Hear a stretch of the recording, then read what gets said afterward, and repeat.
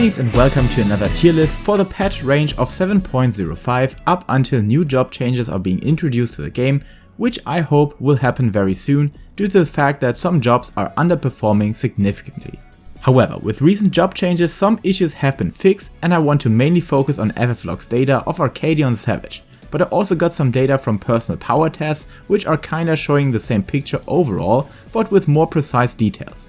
A short disclaimer, note that the current Savage tier is comparatively manageable when looking at former Endwalker raids. The first and second boss, for example, are much more comfortable to handle as range DPS. So even when those might not perform on par with the melee competition on the numbers, they are still a damn good choice, but more to that later. Every job can and will clear this tier and you should always choose jobs depending on your own personal preference. Starting with tanks, there had been a couple of changes, but Paladin benefited the most from those, as its DPS output rose from A- tier to A or A+ tier. In fact, due to its ranged capabilities, I would actually put it into A+ right now, because defensives are still very powerful and damage now even beats out the one of Warrior, trailing Gunbreaker just ever so slightly. Gunbreaker remains on top and king of tank DPS while having all those new skills available in its kit that make it very smooth and cool to play. Super Belite might be its only weakness, however the Dark Knight still suffers from invuln in combination with downtime, where it might happen that you can't keep yourself alive and still stay dependent on your healers on that aspect.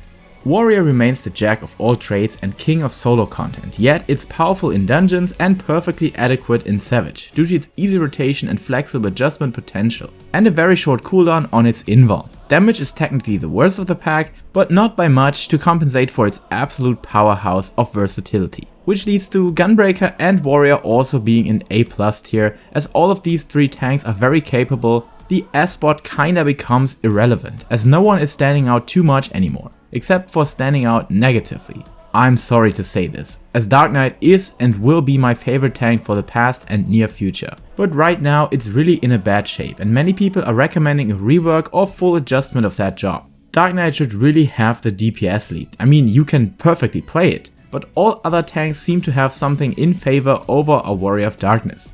TBN needs to be changed. Abyssal Drain and Carve and Split should not share a recast timer, and slightly pushing DPS output of your Delirium combo could actually solve some issues. But whatever it is, at least do something about that job. Right now it's simply going into B tier for make it better tier. On the melee department there had been some significant alterations on the meta, with the recent Viper changes that took place in 7.05.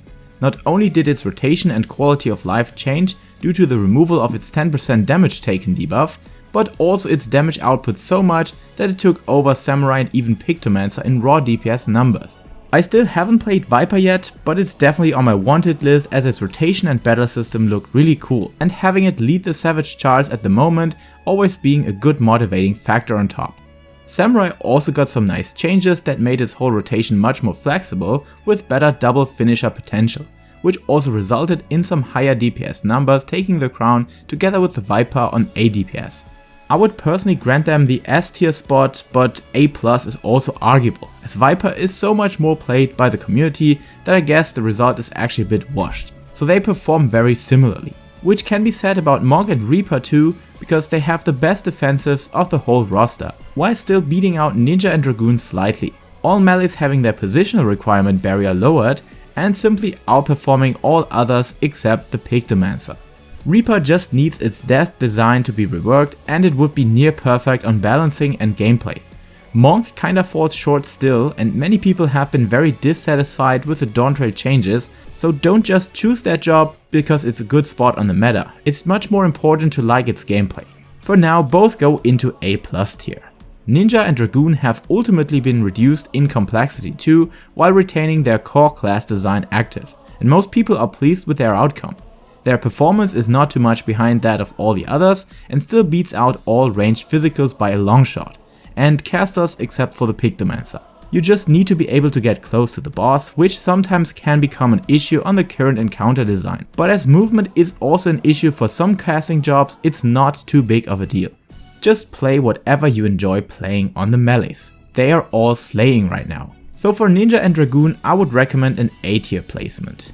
Ranged physicals are difficult to rate again. I mean, you want them in your party for the full 5% bonus and some limit break benefits, but they are so far behind the melee roster that I believe Square Enix is sticking to old versions of that supporter jobs formula, but this simply doesn't work for a machinist.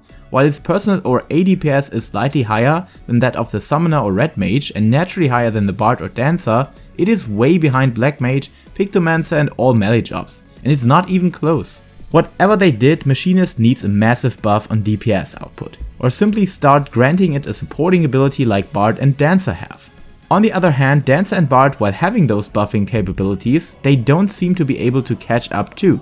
So overall, they are definitely not on par with the competition, and calling them supporter jobs feels adequate now.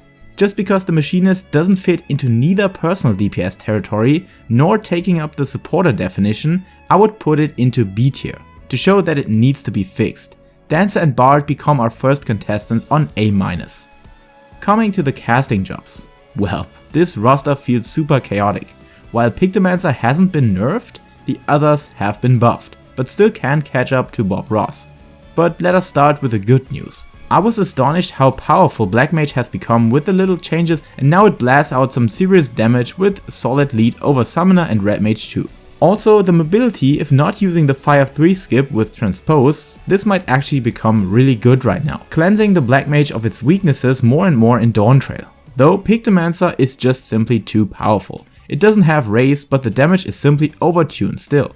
It is now falling behind Black Mage in ADPS, which is good to see, but in RDPS still wipes the floor with it. Black Mage is definitely fine right now, and due to having the third highest ADPS value on A or A+ spot, which I think is justifiable. Pictomancer still keeps an S tier spot, even though some melees have caught up to its pole position.